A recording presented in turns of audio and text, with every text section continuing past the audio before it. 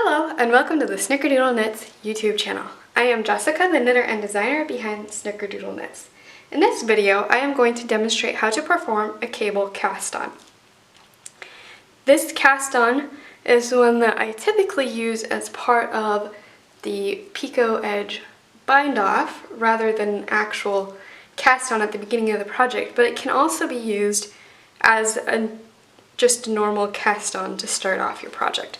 So that's what I'll demonstrate here. To get started, you can just start with a slip knot, just like I demonstrate in my basic cast-on tutorial, and place that slip knot onto your needle.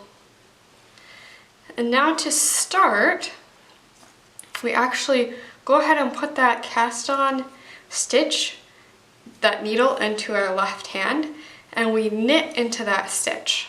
But rather than sliding this stitch off of the left needle, we are going to bring our new stitch up onto the left needle. Now for additional stitches, we go between the two stitches that are now on the left needle, and we essentially knit into that stitch.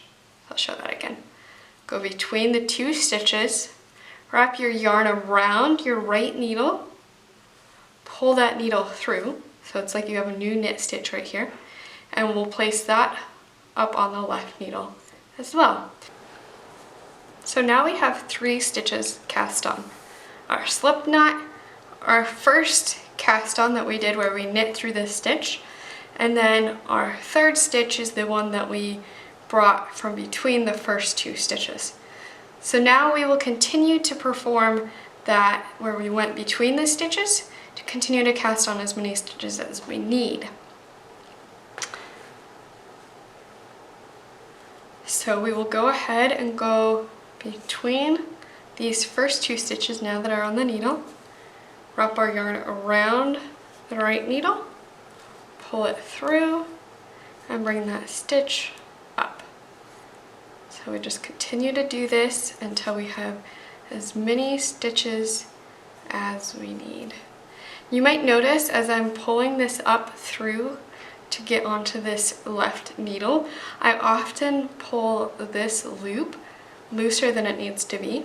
So there, obviously it's much too large, and I kind of just tighten it from the back by just pulling the yarn.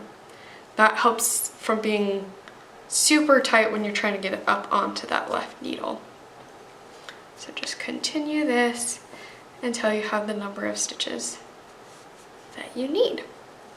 So as you can see, this is not a loose cast on. This is fairly tight cast on. So I wouldn't just substitute this for a cast on that maybe a designer recommends in a pattern.